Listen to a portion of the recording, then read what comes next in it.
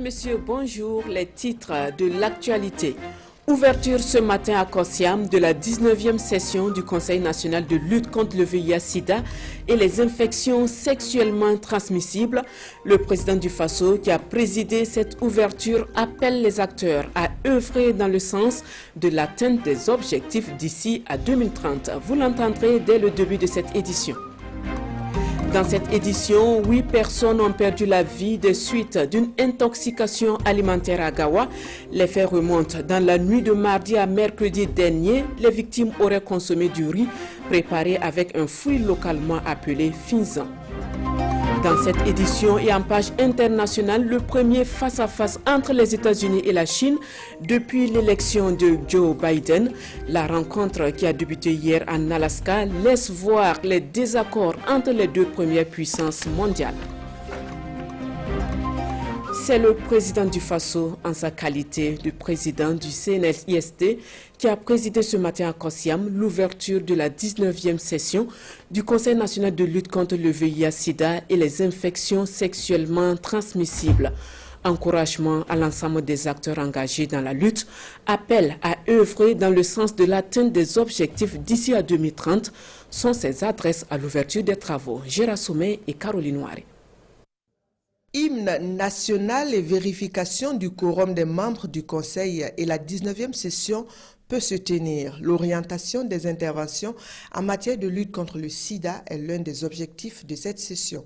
La prochaine décennie sera marquée par le défi de l'atteinte des objectifs ambitieux et volontaristes de l'ONU-SIDA, visant à mettre fin à l'épidémie du sida d'ici 2030, à savoir 90% des personnes vivant avec le VIH devront connaître leur statut sérologique. 90% des personnes connaissant leur statut sérologique devront avoir accès au traitement contre le virus. Et 90% des personnes sous traitement devront atteindre des niveaux indétectables du VIH dans leur organisme. Je note à ce sujet qu'en dépit des résultats significatifs obtenus dans l'atteinte de ces objectifs, il est impératif d'impulser une nouvelle dynamique. La validation de la stratégie de gratuité du dépistage, du traitement et du suivi biologique des personnes vivant avec le VIH-Sida est aussi de l'ordre du jour de cette session. Au cours de cette session, nous serons amenés à nous pencher sur les solutions qui permettent de lever les goulots d'étranglement qui entravent l'atteinte du troisième objectif, afin d'être au rendez-vous de 2030. Il s'agit principalement de la stratégie permettant aux personnes vivant avec le VIH d'avoir gratuitement accès à tous les biens et prestations offerts en matière de VIH. L'adoption de cette stratégie de gratuité des soins et du suivi biologique au profit des personnes vivant avec le VIH témoigne une fois de plus de notre engagement à toujours ériger la lutte contre le VIH, le sida et les IST au rang des priorités.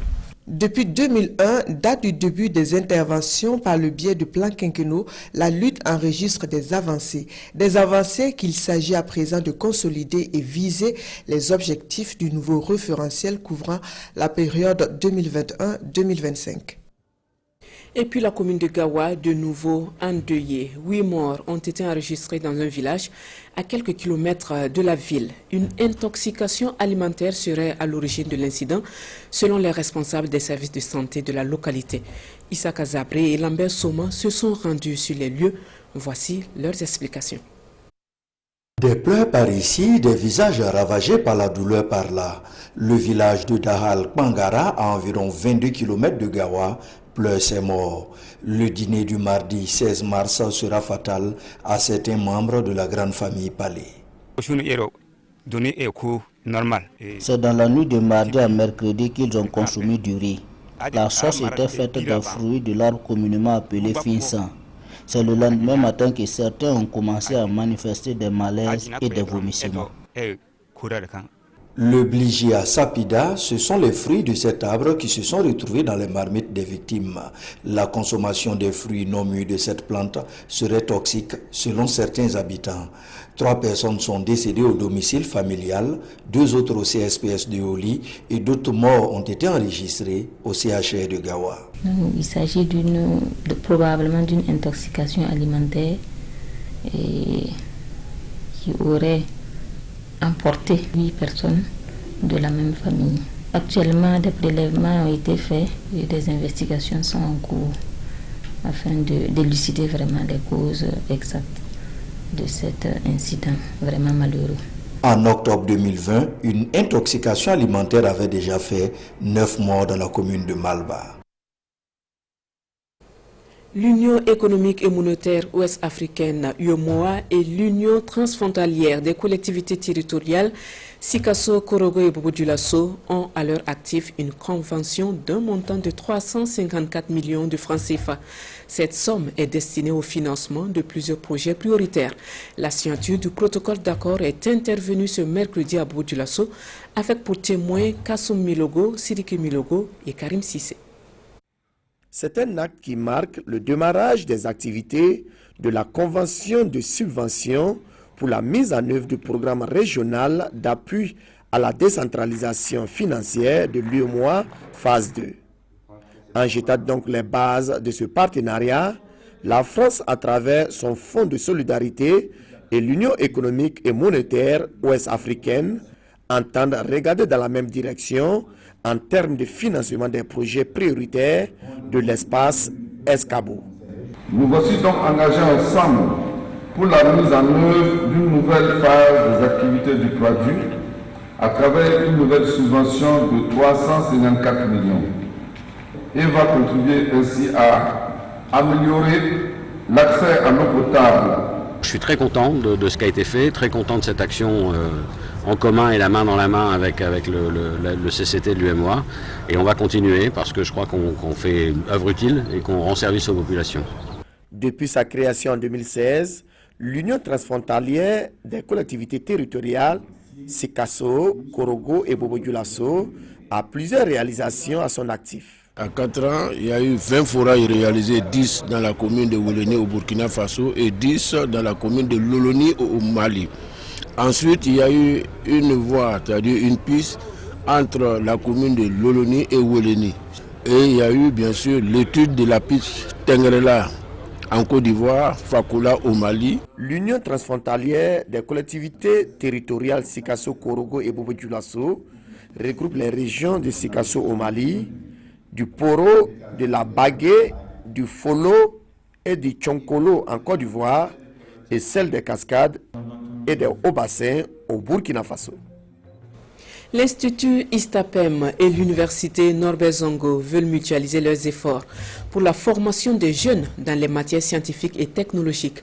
Les deux établissements d'enseignement supérieur, l'un public et l'autre privé, ont signé à Koutgou une convention pour formaliser leur coopération. Les échos avec Césaire Kafo et Vincent Chandrebego. ISTAPEM, Institut supérieur des technologies appliquées et de management Sizawaga 2000, et l'Université Norbert Zongo de Koutgou, désormais liés par un accord de partenariat. Les présidents des deux institutions d'enseignement supérieur signent ici une convention qui formalise ce partenariat. Dans cette convention, l'essentiel c'est pour nous d'abord la mobilité estudiantine et des enseignants et aussi le partage d'expériences et aussi à partir de la technologie, comment on peut aider, chacun peut s'aider pour aider les étudiants qui vont être formés à être meilleurs que quand ils n'étaient pas encore à ISTAPEM par exemple. On produit beaucoup de jeunes qui sont là, qui tournent en rond, mais avec la conjugaison des compétences, avec la conjugaison des connaissances, nous pensons pouvoir donner à ces jeunes-là des moyens pour se prendre en charge, aussi bien dans les entreprises que seuls. À travers cette convention, c'est la coopération entre le public et le privé qui est magnifiée, donnant lieu à une mutualisation des ressources et des compétences dans l'objectif de doter le Burkina Faso de ressources humaines de qualité. Objet d'attaques terroristes et d'actes de radicalisation depuis 2015, le Burkina est à la recherche de solutions durables. C'est dans cette dynamique que s'inscrit le projet de prévention de la radicalisation et de l'extrémisme violent dans les régions du Nord, du Centre-Nord et du Sahel. Projet lancé ce 18 mars à Ouagadougou, comme nous le relatent Gérard Somé et Sékou Zongo. Il se veut un instrument de prévention de la radicalisation et de l'extrémisme violent dans les régions du Nord, du Centre-Nord et du Sahel. Le PREVI, le projet de prévention de la radicalisation et de l'extrémisme violent, est ainsi lancé pour rompre la chaîne d'incitation à la haine dans les zones fortement impactées par la crise sécuritaire au Burkina Faso. Tout ce que nous pouvons faire pour que cette tendance-là s'arrête, elle est salutaire parce que c'est non seulement la sécurité qui revient, mais c'est aussi la cohésion qui revient à la maison. Ces jeunes-là ont commis des actes contre leur propre communauté, contre leur voisinage, contre des gens de leur village et contre leur patrie. Il va falloir qu'on trouve un moyen. Le plus important, qu'on écoute la jeunesse. Beaucoup de projets ont été déroulés déjà, mais ce sont des projets pour les jeunes, pas avec les jeunes. Et je pense que ce projet est aussi avec les jeunes. On doit écouter les jeunes. Le PREVI est porté par le consortium Centre diocésain de communication et Association Jeunesse pour le développement du Sahel. Il est essentiellement axé sur la sensibilisation des jeunes et des femmes sur les dangers de la radicalisation. Cela va se passer par des actions de communication à travers les médias, mais aussi les activités communautaires et d'éducation. Nous allons essayer aussi de proposer des activités de résilience à travers les activités génératrices de revenus. Le projet de prévention de la radicalisation et de l'extrémisme violent dans les régions du Nord, du Centre-Nord et du Sahel PREVI bénéficie du soutien du Royaume des Pays-Bas à hauteur de 700 millions de francs CFA.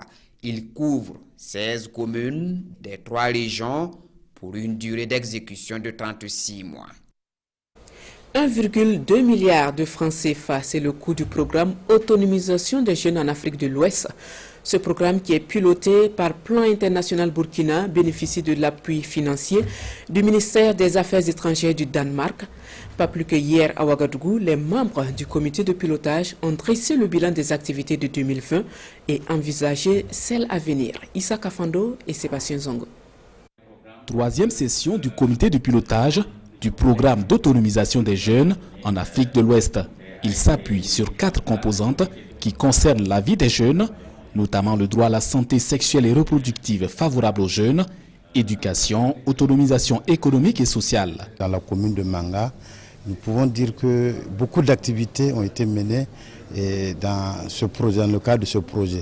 Le plus récent que je puisse citer, c'est la nuit de l'excellence du jeune entrepreneur qui permet chaque année de récompenser plus d'une centaine de jeunes ayant des projets porteurs. Représentants de l'administration publique, de la société civile, du secteur privé et des collectivités territoriales concernées par sa mise en œuvre sont à cette rencontre pour faire le point des activités déjà menées et pour envisager celles à venir. Les projets, s'ils ne sont pas bien encadrés, ils peuvent faire beaucoup de bruit, mais ça ne donne pas grand-chose. Donc ce que nous souhaitons, c'est que les membres du comité de pilotage soient stricts dans le regard qu'ils font par rapport à ce que donne le projet comme résultat et ils donnent des orientations pour que ce projet se termine avec un impact important sur la jeunesse du Burkina. Ce programme sur 4 ans, en œuvre depuis 2018, est absent dans seulement 3 régions du pays, le centre, l'Est et le plateau central. Nous avons donc 78%, 77,9%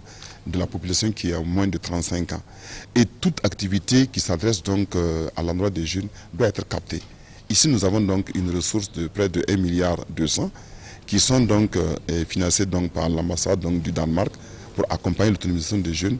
Donc c'est très important pour nous de pouvoir capter donc ces ressources-là. La mise en œuvre du programme Autonomisation des jeunes en Afrique de l'Ouest concerne 3 autres pays, le Bénin, le Mali et le Togo.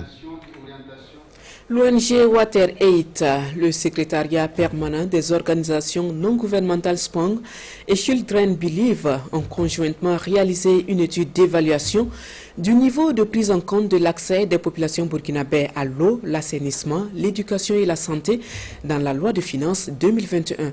Une étude qui a été amendée et validée hier à Ouagadougou par les différents acteurs impliqués, Moussa Ouedraogo et Abdelaziz Yadjibou. Les chiffres sont très éloquents. En 2019, seulement 23% des Burkinabés avaient accès à l'assainissement. Le taux d'accès à l'eau potable à l'échelle nationale, lui, était de 75% à la même année. Au regard de ces données jugées encore faibles, WaterAid et ses partenaires de Spong et de Children Believe plaident d'une seule voix pour plus d'investissement dans le domaine. Le consortium s'est voulu plus pragmatique en commanditant une étude d'évaluation du niveau de prise en compte des services sociaux de base que sont l'eau, l'assainissement, l'éducation et la santé dans la loi de finances 2021. Une étude qui fait l'objet d'amendements et de validation par ces différents acteurs issus des différents domaines impliqués. L'étude en tout cas a révélé que les autorités publiques donc, du Burkina ont pris, j'allais dire, à bras le corps en termes d'engagement, l'adressage donc des secteurs sociaux. Mais quand on regarde les analyses budgétaires, il y a quand même des contrastes qui se dégagent en dehors du secteur de l'éducation qui a vraiment bénéficié donc d'allocations assez importantes. Dans l'atelier, donc, nous allons avoir les résultats de cette étude, voir dans quelle mesure est-ce que donc, le budget de l'État prend en compte les services sociaux de base et comment est-ce que nous pouvons donc travailler. L'objectif, c'est d'avoir des évidences afin de pouvoir influencer positivement la politique de l'État en matière d'allocation des ressources. Un rôle de veille bien apprécié par le département de l'eau et de l'assainissement ici représenté. C'est vraiment un travail d'accompagnement qu'ils font depuis longtemps et que le gouvernement reconnaît. C'est vrai, il y en a qui peuvent entrevoir en cela peut-être une façon de critiquer l'action du gouvernement, mais nous on voit en cela une interpellation. L'eau, l'éducation, la santé, tout le monde reconnaît que c'est la base de tout. L'étude a été réalisée avec l'appui financier de l'Union européenne. Elle entre dans le cadre de la mise en œuvre de la stratégie 2016-2021 de l'ONG WaterAid. En page internationale, les États-Unis et la Chine ont étalé hier jeudi en Alaska, lors du premier face-à-face de l'ère Biden, leur désaccord de manière fort peu diplomatique. Une situation qui risque de mettre en scène une confrontation sans merci entre les deux premières puissances mondiales. Suivez. Anchorage, en Alaska, le lieu du premier face-à-face entre la Chine et les États-Unis depuis l'élection de Joe Biden. Température polaire pour une réunion de 2 jours tout aussi polaire. Les actes de la Chine menacent l'ordre fondé sur des règles qui garantissent la stabilité mondiale, a déclaré le chef de la diplomatie américaine Anthony Blinken à son arrivée. J'entends une profonde satisfaction quant au retour des États-Unis au engagement avec nos alliés et nos partenaires sur la scène mondiale. J'entends également une profonde inquiétude quant à certaines actions que votre gouvernement entreprend, a-t-il dit. Les Américains comptaient soulever tous les sujets qui fâchent et ils sont nombreux. Ils les ont énumérés ces derniers jours. La répression des musulmans ouïghours du Xinjiang, qu'ils qualifient de génocide, la reprise en main de Hong Kong, les tensions autour de Taïwan ou du Tibet, les violations des droits humains, la militarisation de la mer de Chine méridionale, les pressions économiques et les pratiques commerciales indues, le vol de propriété intellectuelle, l'absence de transparence sur l'origine du Covid-19. Le chef de la diplomatie chinoise a répondu avec colère en demandant aux États-Unis de cesser de promouvoir leur propre version de la démocratie à un moment où les États-Unis eux-mêmes sont secoués par le mécontentement intérieur. Les quotidiens du jour font la part belle à l'élection présidentielle de dimanche prochain au Congo-Brazzaville. Une place de choix est également réservée au point de presse des ministres en charge des enseignements sur les réformes des examens et concours. Revue de presse signée à Addis Abeba. Le second tour du BEPC et du bac est maintenu, une nouvelle qui fait renaître la sérénité dans le système éducatif burkinabé qui, depuis l'annonce des réformes sur l'organisation de ces deux examens, connaît des perturbations. C'est cette nouvelle émanant des deux ministères en charge des enseignements qui alimente les quotidiens du jour. Sur la question, l'observateur Palga affiche à sa une. Réforme, examen et concours, explication de texte avec les profs Waro et Maïga. Dans ces colonnes, le doyen des quotidiens burkinabés informe que le mal est déjà fait et que les ministres viennent en pompier pour éteindre le feu. Mais que retenir du projet de décret portant organisation du BEPC, s'interroge l'observateur Palga. 3 innovations majeures, répond le journal, qui poursuit en ajoutant que la réforme qui a retenu plus d'attention, c'est la suppression des 2 sujets au choix pour un sujet unique en histoire-géographie et en sciences de la vie et de la terre. Et concernant le baccalauréat, c'est à partir de 2022 que son organisation sera rétrocédée au ministère de l'Éducation nationale. Un ministère qui informe par ailleurs que l'âge limite pour postuler à l'entrée en 6e passe de 14 à 16 ans pour tout candidat régulièrement inscrit ou libre. Asidoya d'indiquer que la réforme concernant le bac vise à s'inscrire dans un schéma d'uniformisation de notre système éducatif aux normes des pays de l'UEMOA. Le journal de tous les Burkinabés rassure également que les modalités d'accès à l'université ne connaîtront pas de changement pour les bacheliers issus de l'organisation de l'examen par le ministère de l'Éducation nationale. Ils pourront continuer à s'inscrire sur la plateforme Campus Faso pour les différentes orientations sans qu'un concours ne soit organisé à leur endroit, conclut Sidoya. Dans les parutions du jour également, la présidentielle de dimanche prochain au Congo-Brazzaville. Sassou serein sur la planche du 4e mandat, titre aujourd'hui au Faso. Au soir du 21 mars, Sassou devrait être en train de boire son petit lait, savourant un autre trophée sur son long chemin de règne. 36 ans, s'exclame le journal qui poursuit. Il peut figurer sans rougir dans le livre des records Guinness de longévité au pouvoir, en moins d'un tsunami en terre congolaise du côté de Brazzaville. Sur cette actualité, le journal Le Pays se demande si le Congo n'est pas finalement l'otage de Sassou qui refuse de faire valoir ses droits à la retraite, surtout avec une opposition réduite à sa plus simple expression et un scrutin aux allures de mascarade électorale quinquennale organisé sur les rives du fleuve Congo pour sauver les apparences de démocratie de façade. Et tant que Sassou vivra et ne sera pas rassasié de pouvoir, aucune perspective d'alternance ne sera envisageable au Congo, conclut le journal Le Pays. Voilà, madame, monsieur, c'est avec la revue de presse que nous refermons cette édition de la mi-journée. Merci de votre fidélité au programme de la RTB. Bon après-midi à tous.